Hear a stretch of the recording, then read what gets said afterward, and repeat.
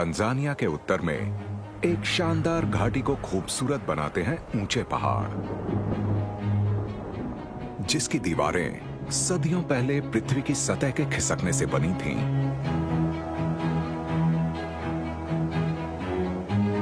प्राचीन ज्वालामुखियों द्वारा उपजाऊ बनाई गई इसकी ढलानें अनेक जीवों को कई प्रकार के आवास प्रदान करती हैं।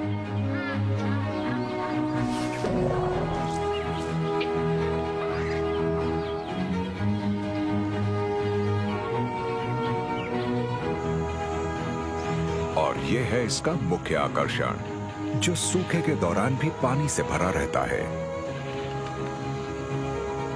ये है lake मन्यारा national park.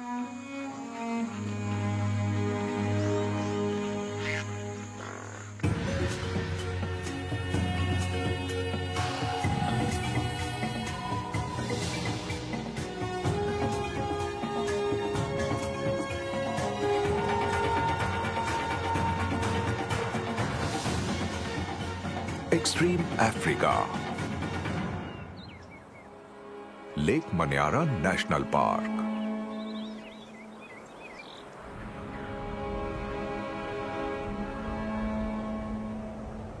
East Africa की धरती एक जियोलॉजिकल फिनोमिनन यानी भूवैज्ञानिक घटना से बनी है, और ऐसी जगह दुनिया में और कहीं नहीं है।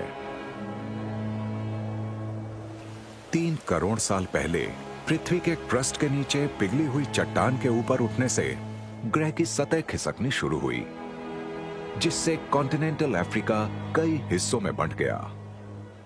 कई सदियों तक टेक्टोनिक प्लेट्स के स्प्लिट होने से 2 फॉल्ट जोन्स पर चट्टानों में दरार आई और जमीन 2 हिस्सों में बंट गई, जिससे ऊंचे पहाड़ और गहरी घाटियां बनी, जो लगभग 6000 किलोमीटर तक फैली हैं। इसे ग्रेट रिफ्ट वैली कहते हैं, और ये भूवैज्ञानिक निशान इतना बड़ा है कि अंतरिक्ष से भी देखा जा सकता है। कभी फॉल्ट जोन्स के किनारों पर मौजूद ज्वालामुखियों से पिघला हुआ लावा निकलकर इस रिफ्ट के सरफेस पर आता था, और ये रिफ्ट अब भी सक्रिय है। जहां भी ज्वालामुखी फटते हैं, उनके कॉस्टिक वातावरण में सिर्फ सबसे ज्यादा विशेष प्रजातियां ही जीवित रह पाती हैं। पर जहां इरप्शंस बहुत पहले थम चुके हैं, वो राख जो कभी पूरे इलाके में फैली थी, अब महाद्वीप की सबसे उपजाऊ मिट्टी में से एक है। इसीलिए लेक मन्यारा नेशनल पार्क की ढलानें बेहद उपजाऊ हैं।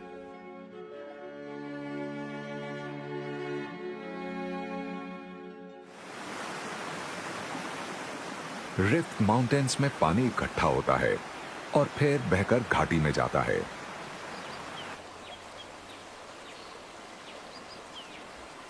नीचे जाते हुए वो विभिन्न आवासों का पालन पोषण करता है,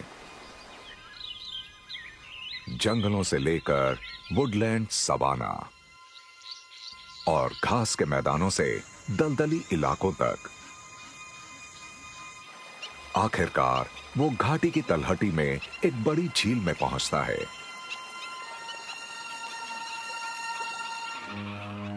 ये झील बहुत सारी प्रजातियों के लिए एक स्वर्ग है, जो लंबे समय तक बारिश ना होने पर इसी झील पर निर्भर करती हैं।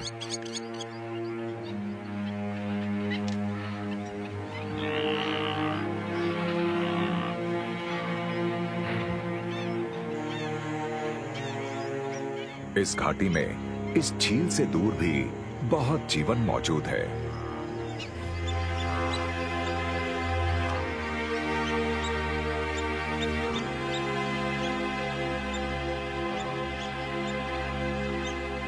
यहाँ की उपजाऊ मिट्टी से पैदा हुए यहाँ के विभिन्न वातावरण प्राचीन ज्वालामुखीय गतिविधि की जीवित विरासत हैं। ये बहुत सारी प्रजातियों के घर हैं। कुछ प्रजातियां कुछ खास जगहों पर रहने के लिए ढली हैं, जबकि कुछ दूसरी किसी भी मौके का फायदा उठाना जानती हैं। उनके लिए पार्क की विविधता का मतलब हर रोज पेट भर खाना होता है।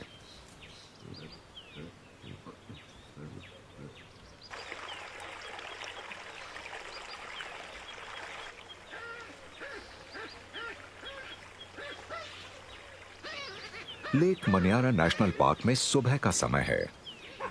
ऑलिव बबून्स का एक झुंड अपने रोज के सफर पर निकलने से पहले घाटी की तलहटी पर इकट्ठा हुआ है।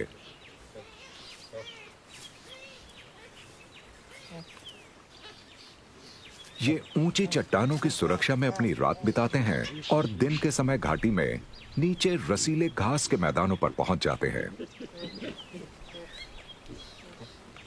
इस झुंड में 60 सदस्य हैं और इनकी संख्या बढ़ रही है।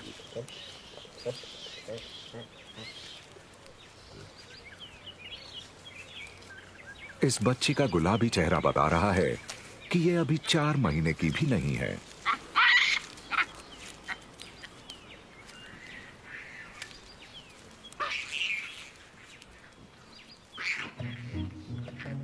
और इसमें अभी से पेड़ पर चढ़ने के लिए जरूरी ताकत और तालमेल दिखने लगा है।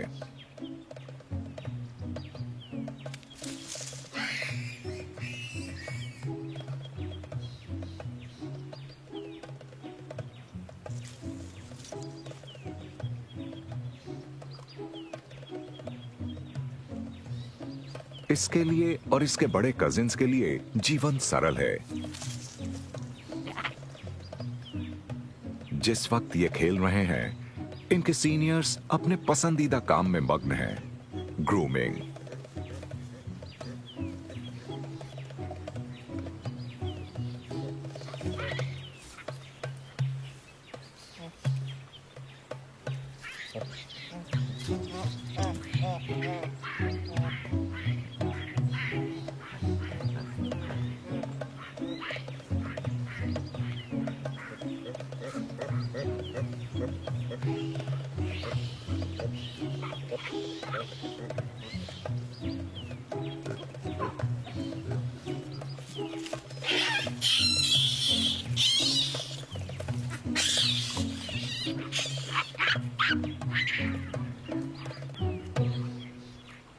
जल्द ही सफर को शुरू करने का समय हो गया है।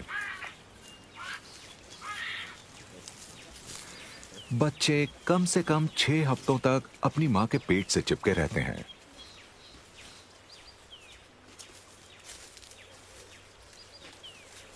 बारह हफ्ते के होने तक वो जॉकी स्टाइल में बैठने लगते हैं ताकि खेल कूद के लिए अपनी ऊर्जा बचा सकें।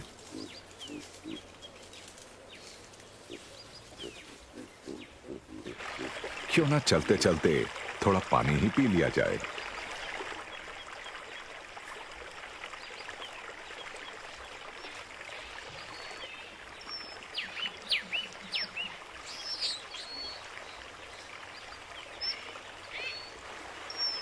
घाटी की तलहटी में मौजूद ये पानी 600 मीटर ऊंचे पहाड़ों से बहकर नीचे आता है। अब जब सूखे का दौर अपने चरम पर है, पार्क में जीवन के लिए ये पानी बहुत अहम है। अगर ये पानी नहीं होता तो बहुत से जीव जीवित ना होते। कुछ जगहों पर यह धाराओं के रूप में बहता है और कुछ जगहों पर यह जमीन के अंदर जाकर ग्राउंड वाटर बन जाता है, जिसका फायदा गहरी जड़ों वाले पेड़ उठाते हैं। आखिरकार ये लेक मनियारा में पहुंच जाता है।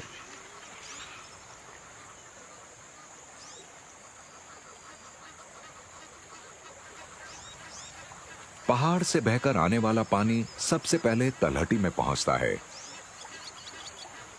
और यहां की वनस्पति को घना और हरा भरा बना देता है।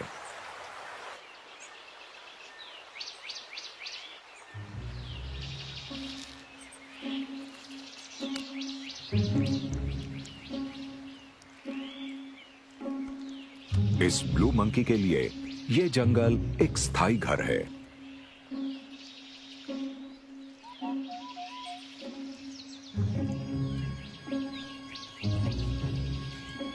जब यह और बड़ा होगा, तब यह मादाओं के झुंड पर नियंत्रण पाने के लिए दूसरे नरों को चुनौती देगा। फिलहाल ये दूसरे ब्लू मंकीज के इलाकों के बीच घूमता हुआ अकेला रहता है।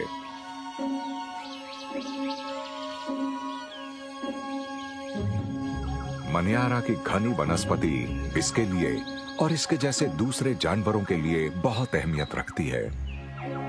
ब्लू मंकीज पार्क की ट्रॉपिकल धूप को ज्यादा देर नहीं झेल पाते हैं।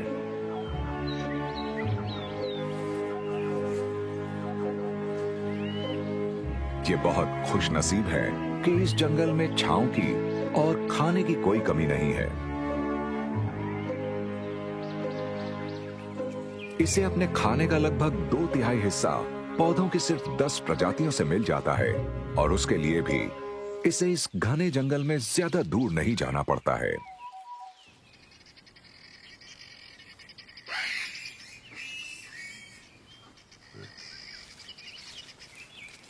बबून्स के लिए चीजें बहुत अलग होती हैं।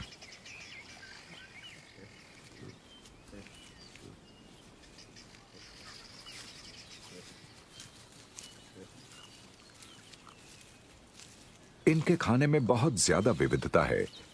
ये अपने सफर के दौरान मनियारा के अलग अलग आवासों से गुजरते हुए सभी खाने लायक पौधों को खाते हुए जाते हैं और इनको अपने पसंदीदा खानों में से एक मिल गया है।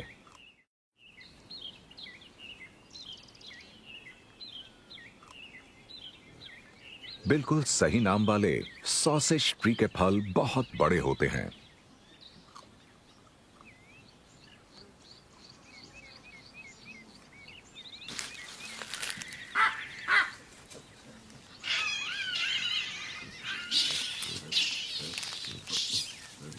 यहां तक कि 5 सेंटीमीटर लंबे कैनाइन्स वाले नर का मुंह भी पूरा भर जाता है।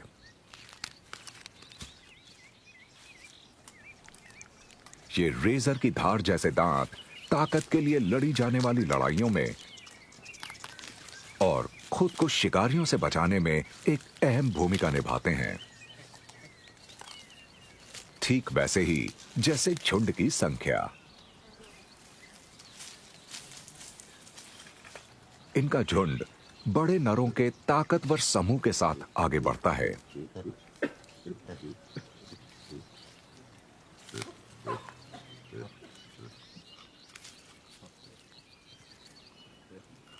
ये अपने बच्चों की रक्षा करने के लिए साथ साथ रहते हैं।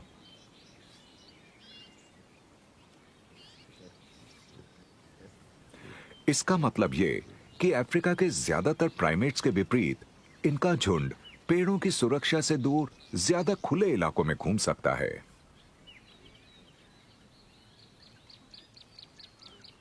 पर बबून्स को हर वक्त सतर्क रहना पड़ता है।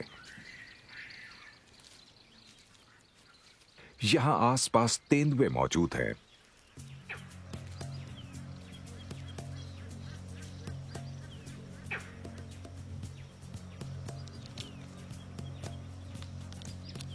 इस बड़े नर का इलाका मनियारा के जंगल और सवाना के बीच की सीमा पर है।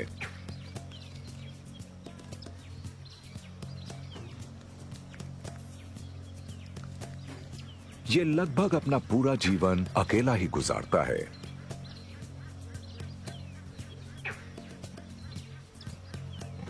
पर इसके इलाके के कुछ हिस्सों में बहुत सारी मादाएं भी रहती हैं।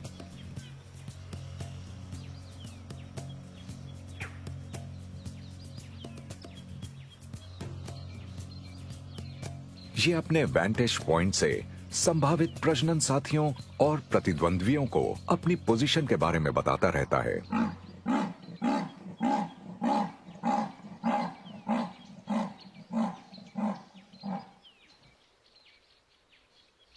इसके लिए ये पेड़ आराम करने, निगरानी रखने और अपनी मौजूदगी का एहसास कराने की जगह है।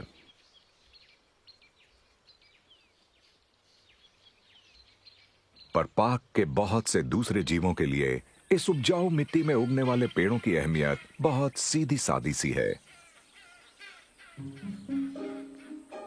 सिल्वरी चीक हॉर्नबिल्स को फिक्स बहुत पसंद है।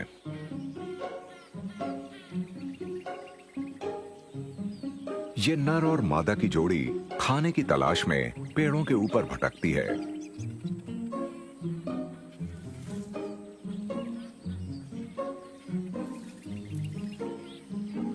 ये हॉर्नबिल फिग को चबा नहीं सकता है, तो इसे इसको साबुत निगलने के लिए सही पोजीशन में लाना होगा।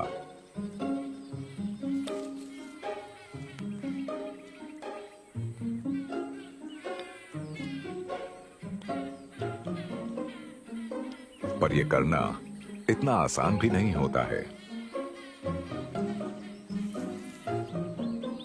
लेकिन यहां पर खाने के लिए सिर्फ पिग्स ही नहीं है। बहुत से दूसरे पक्षियों की तरह हॉर्नबिल्स कीड़े खा लेते हैं। और लेक मनियारा नेशनल पार्क में कीड़ों की कोई कमी नहीं है।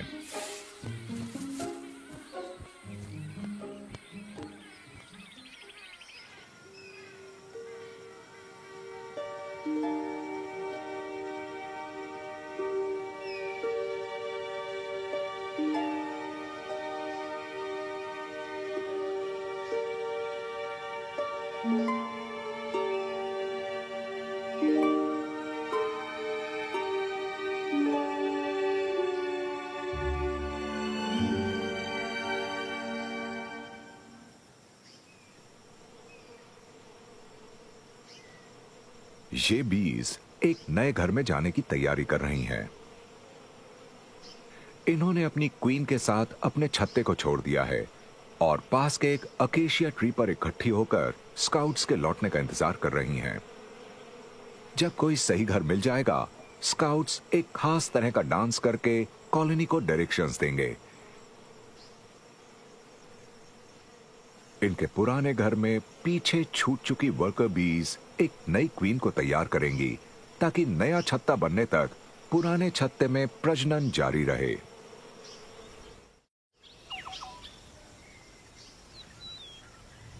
इस तरह के अकेशिया के पेड़ तलहटी के जंगलों और घाटी के तलहटी के घास के मैदानों के बीच सवाना वुडलैंड्स में बहुत अधिक संख्या में पाए जाते हैं।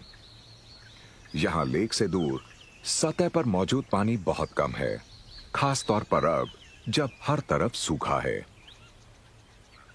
पर अकेशिया की गहरी जड़ें ग्राउंड वाटर तक पहुंच जाती हैं। ये पेड़ पार्क के एक और प्राइमेट को बहुत पसंद है।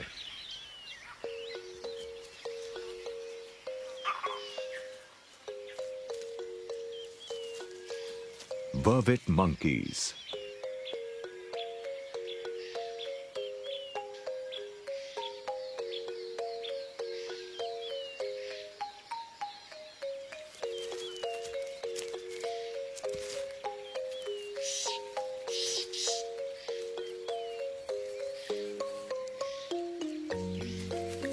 इन युवा बंदरों ने इस पेड़ के नुकीले कांटों से बचकर निकलना सीख लिया है।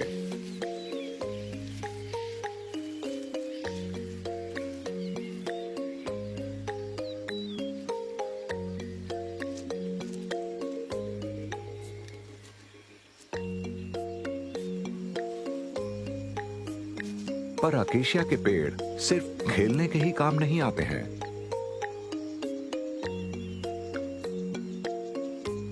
ये सूखे के दौरान नए पत्ते और फूल पैदा करते हैं जिनको मंकीज खाते हैं। बबून्स की तरह वर्विट्स ऑपर्चुनिस्टिक ओमनिवोर्स हैं और कई तरह की चीजें खाते हैं।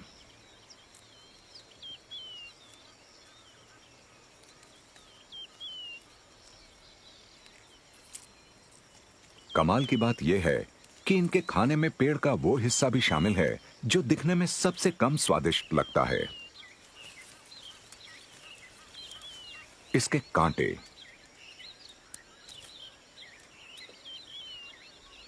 इनको तोड़कर और इनके न्यूट्रिशियस बेस को खाकर ये मंकीज इस पेड़ के अकेले डिफेंस मैकेनिज्म यानी रक्षा तंत्र को भोजन के एक स्रोत में बदल देते हैं।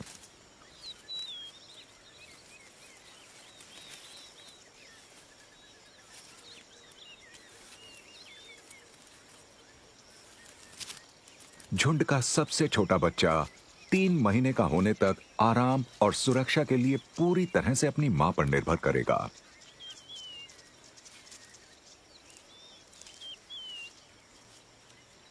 पर यह खोजबीन करने का कोई मौका नहीं गंवाता है।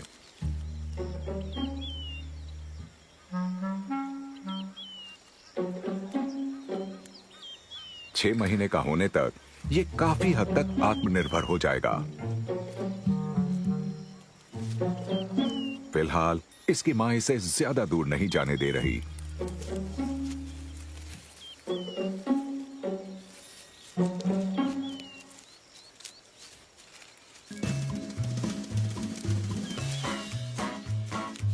इसके बड़े कजिन्स खुले मैदान में खेल खेल में लड़ रहे हैं।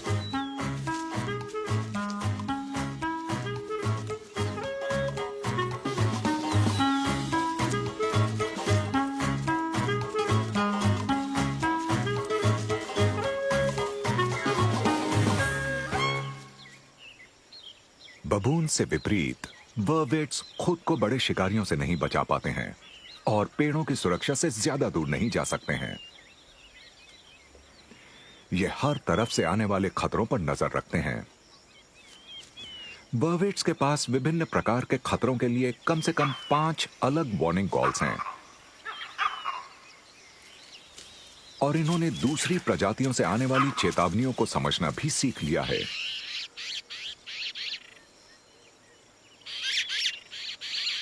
एक सुपर्ब स्टारलिंग अपने साथियों को जमीन से और आसमान से आने वाले शिकारियों के बारे में बताने के लिए अलग अलग आवाजें निकालती है। ये मंकीज उन आवाजों का मतलब समझते हैं तो ये भी सतर्क हो जाते हैं।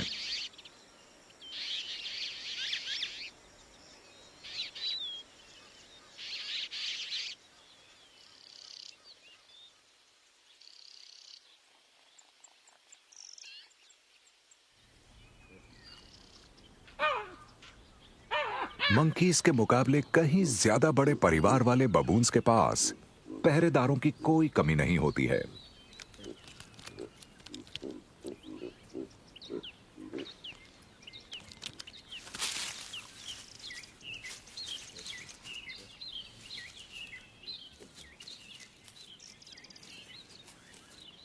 सवाना के अंदर पहुंचने पर इस झुंड का आधे से ज्यादा सफर तय हो चुका है। ये भी अकेशिया से मिलने वाली हर चीज का भरपूर फायदा उठाते हैं। बच्चे फलियां, पत्ते और फूल सब कुछ खाते हैं।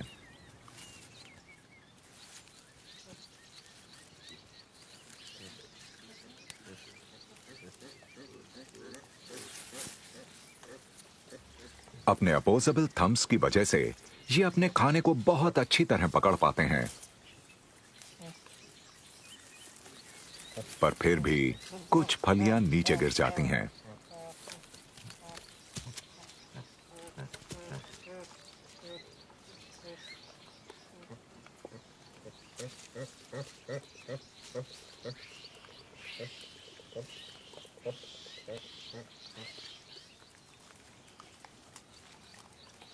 क्योंकि ये बहुत सारी चीजें खाते हैं, इनके पास अपना पेट भरने के लिए बहुत सारे विकल्प होते हैं।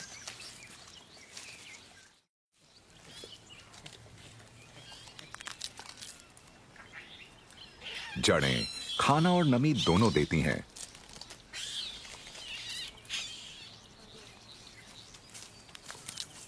और अनुभव ने इन अडल्ट्स को सिखाया है कि किस पौधे का कौन सा हिस्सा खाने के लिहाज से सबसे अच्छा है। अलग अलग पौधों के कुछ खास हिस्सों को चुनने की क्षमता इन बबून्स को सवाना के बहुत से जानवरों से अलग बनाती है।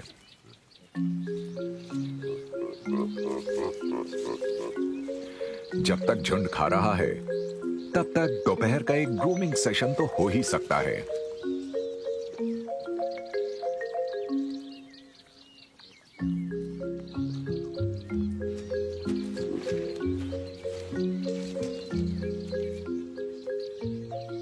मादाएं अक्सर कुछ खास नरों के साथ रिश्ते बनाती हैं और उनसे उम्मीद करती हैं कि वो उन्हें दूसरों की आक्रामकता से बचाएंगे। ग्रूमिंग इन रिश्तों को और मजबूत करने का काम करती है।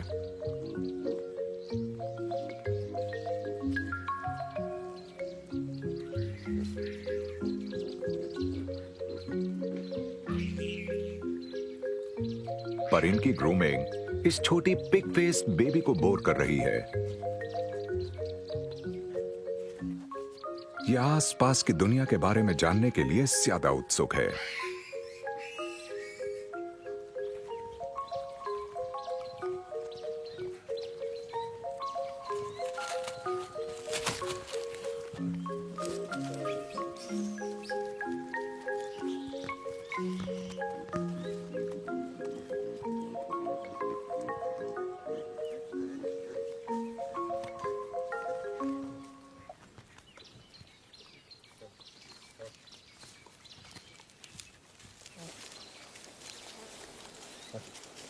आखिरकार ये झुंड अपने सफर के आखिरी चरण के लिए निकल पड़ा है।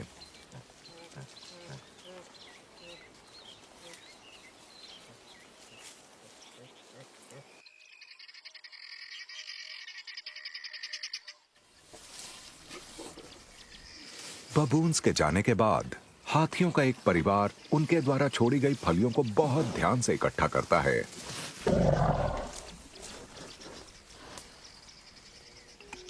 साल के इस सूखे समय में मनियारा के हाथी ज्यादा से ज्यादा संसाधनों तक पहुंचने के लिए छोटे समूहों में बट जाते हैं। दूध पिलाती मांओं पर पर्याप्त पोषण जुटाने का विशेष दबाव रहता है।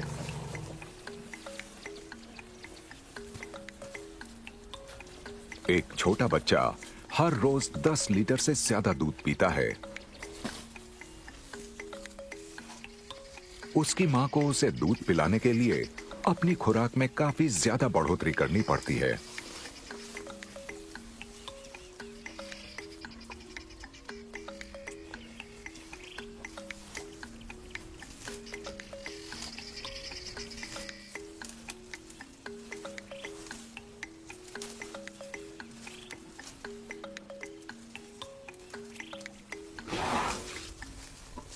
बबून्स की तरह हाथी भी कई अलग अलग चीजें खाते हैं, तो इस युवा मां को जो भी मिलेगा उसे खा लेगी।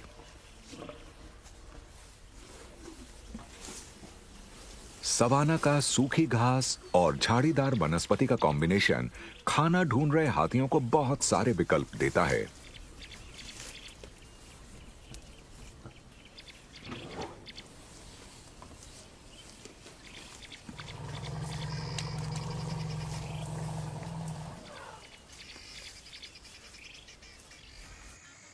पर पार्क में चरने वाले जानवरों के लिए लेक के इर्द गिर्द के मैदानों में ज्यादा अच्छा खाना मिलता है। यहां पर कई महीनों तक बारिश न होने के बावजूद कुछ बड़े हिस्से हरे भरे रहते हैं।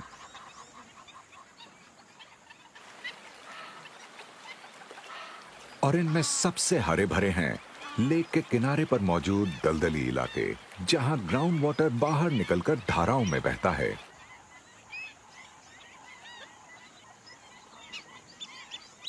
और इसी वजह से यहां के पौधे और जल्दी बढ़ते हैं।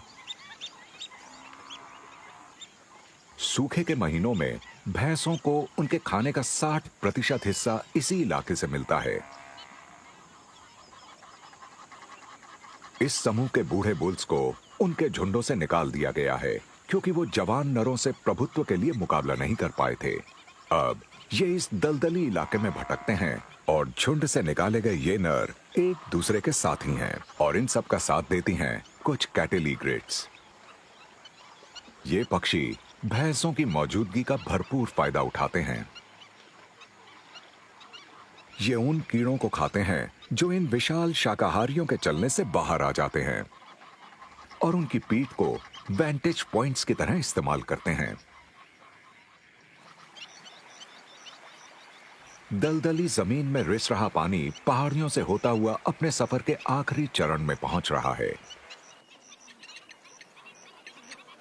जो यहां पर अब्सॉर्ब नहीं होगा वो लेक मनियारा में पहुंच जाएगा, जो पार्क का मुख्य आकर्षण और जीवन का प्रमुख केंद्र है।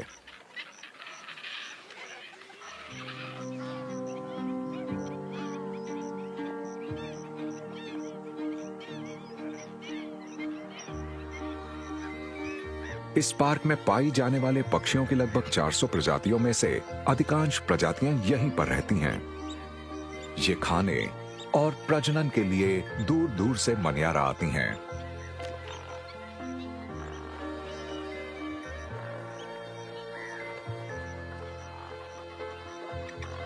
लेक पर बहुत बड़ी वाटर बर्ड्स का आना जाना लगा रहता है, पर इनमें 2 प्रजातियां प्रमुख हैं।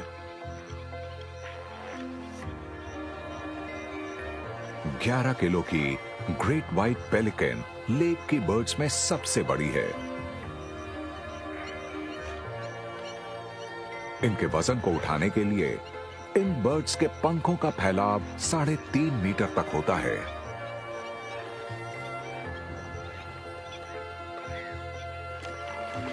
इनके दिन का एक चौथाई हिस्सा खाना ढूंढने में और मछलियों को अपने पाउचेज में भरने में बीतता है। ये बर्ड्स मिलजुल कर काम करने के लिए मशहूर हैं। ये मछलियों को कम गहरे पानी में ले जाती हैं ताकि उन्हें पकड़ने में आसानी हो।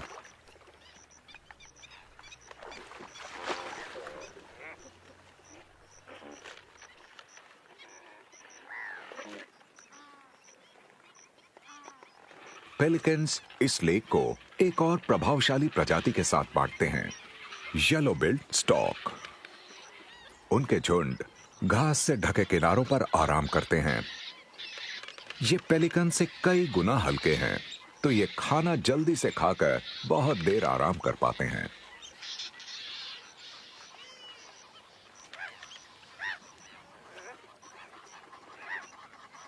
कम गहरे पानी में चलते हुए स्टॉक्स लेक बेड को हिलाते हैं, जिससे शिकार हिलने डुलने लगता है।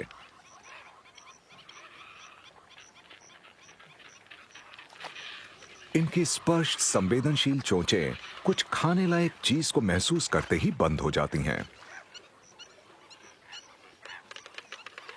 ये पानी में रहने वाले कई प्रकार के जीवों को खाते हैं, जिनमें फिश, फ्रॉग्स और क्रस्टेशियंस शामिल हैं।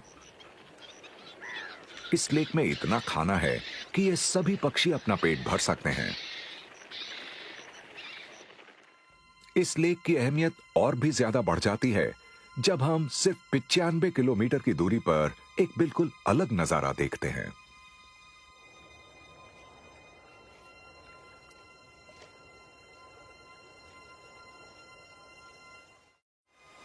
Lake Natron.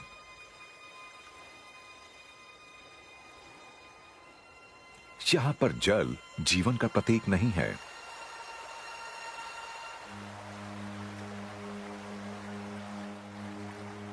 लेक मनियारा की तरह नेट्रॉन में पानी आसपास के ऊंचे इलाकों से बहता है।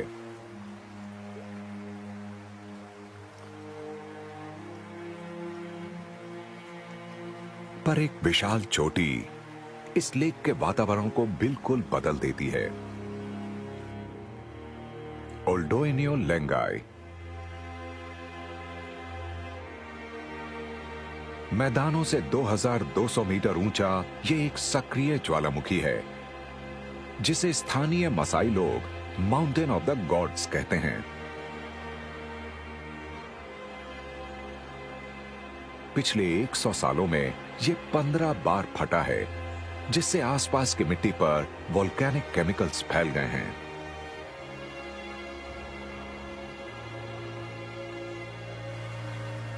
यहां जमीन के ऊपर और नीचे बह रहा पानी इन केमिकल्स को लेक में ले जाता है। बहुत ज्यादा इवेपोरेशन की वजह से इतना ज्यादा सॉल्ट पीछे छूट जाता है कि लेक का पानी मांस को गला देता है।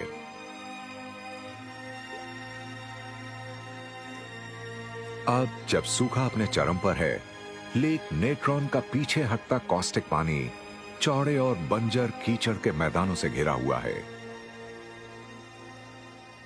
इस कठोर और बेरहम जगह पर बहुत कम जीव रह सकते हैं, जैसे ये शानदार अपवाद।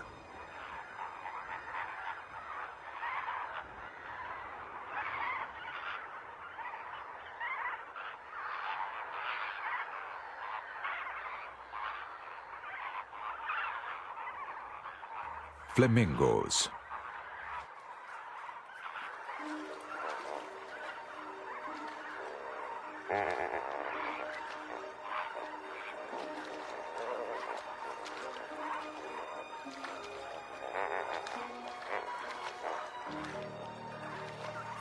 ईस्ट अफ्रीका में फ्लेमिंगोज की तादाद 15 लाख से 25 लाख के बीच है, और इनमें से ज्यादातर लेक नेट्रॉन के मड आइलैंड्स पर हैच होते हैं। जमीन के शिकारी इस खतरनाक पानी को पार करके फ्लेमिंगोज के नेस्ट तक नहीं पहुंच पाते हैं, पर इन शानदार पक्षियों ने खुद को यहां के हिसाब से ढाल लिया है। इनको बचाने के लिए इनकी पैरों की बाहरी परत बहुत मजबूत होती है।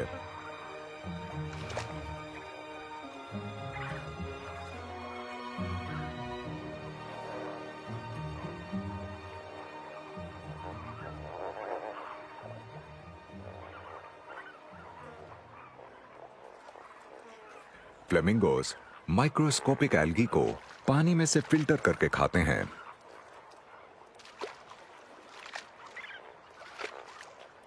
ये अपनी चोंचों के अपसाइड डाउन कर्व से लगभग 1 मीटर की ऊंचाई से नीचे झुककर अपने मुंह को बहुत अच्छे से भर पाते हैं।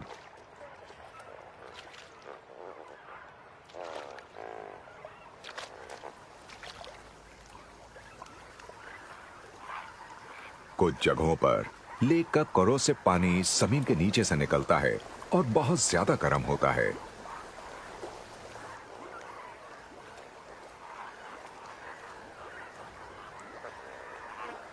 और फ्लेमिंगोस को उस गर्मी को झेलने के लिए अपने पैर बार बार उठाने पड़ते हैं।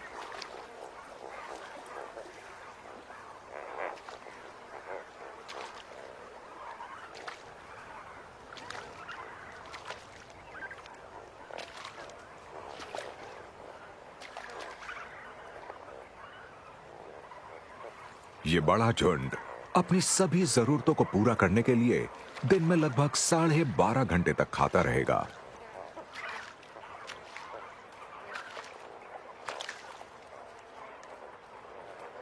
पर फ्लेमिंगोज यहां पर रहने वाले अकेले स्पेशलिस्ट्स नहीं हैं।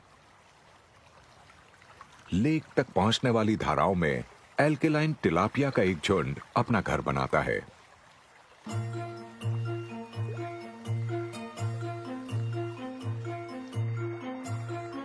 ये कम ऑक्सीजन वाले कॉस्टिक पानी में जिंदा रहने के लिए खास तौर पर अडेप्टेड हैं। फ्लेमिंगोस की तरह ये भी मुख्य तौर पर लेक के एल्गी को खाती हैं, जिन्हें ये पत्थरों की सतहों से हासिल करती हैं।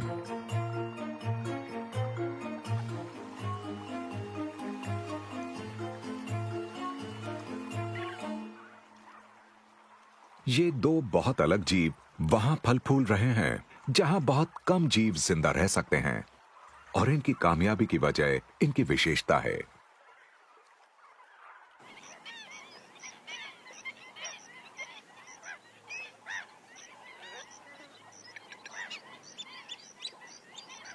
नेट्रॉन से कुछ दूर दक्षिण में बेहद खूबसूरत और उपयोगी लेक मनियारा है, पर बबून्स इस पर कोई ध्यान नहीं दे रहे।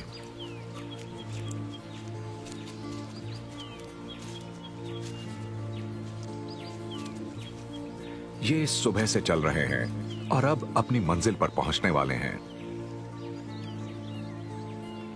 इनके लिए घाटी की तलहटी का सबसे बड़ा आकर्षण ये हरे भरे घास के मैदान हैं।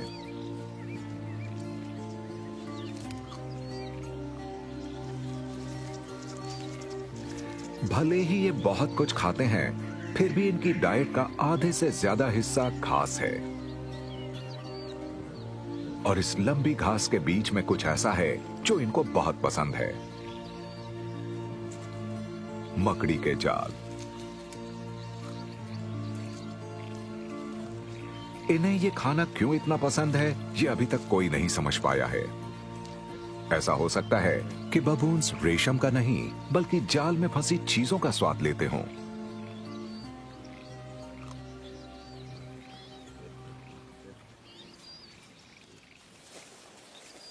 जब ये खाने के लिए रुकते हैं, इन्हें कुछ दूसरे काम करने का समय भी मिल जाता है, और बेशक उनमें ग्रूमिंग शामिल है। पर यहां हर जगह शांति नहीं है।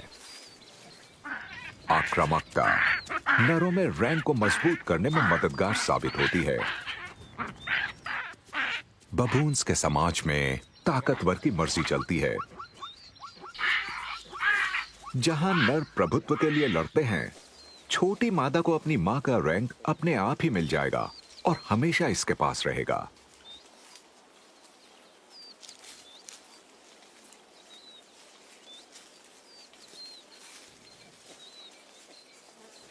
हमेशा की तरह ये झुंड शिकारियों पर नजर रखता है और जल्दी ही दूसरे भी इसका फायदा उठाना चाहते हैं।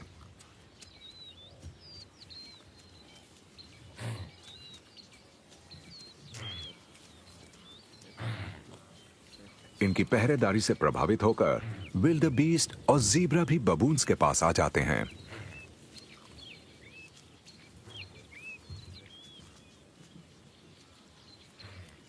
प्राइमेट्स अच्छी तरह से जानते हैं कि घास से उन्हें जो चाहिए वो कैसे मिलेगा।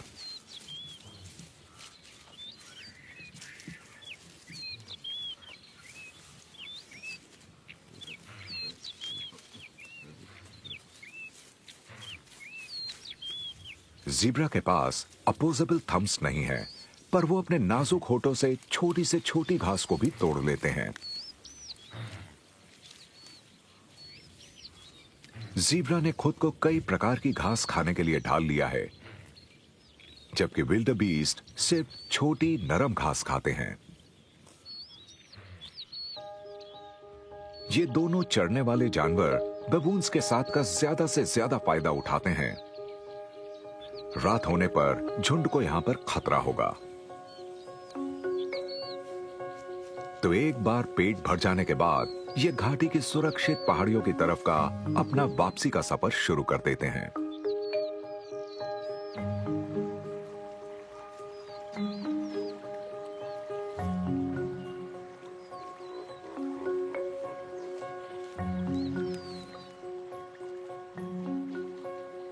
कल ये अपनी यात्रा दोहराएंगे और लेक मनियारा नेशनल पार्क की विभिन्न जगहों से अपनी जरूरत की चीजें लेते हुए आगे बढ़ेंगे।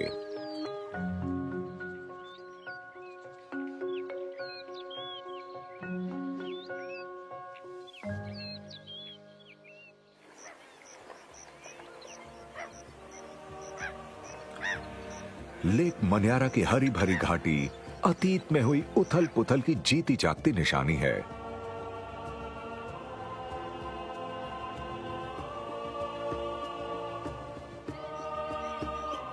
बहते पानी वाली उपजाऊ मिट्टी उगती हुई वनस्पति के लिए एक वरदान है।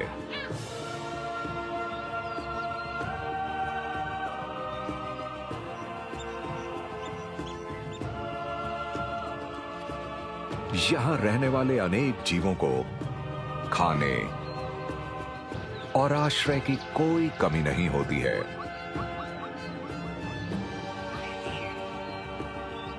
वो पीढ़ी दर पीढ़ी मनियारा के संसाधनों का ज्यादा से ज्यादा इस्तेमाल करते हैं।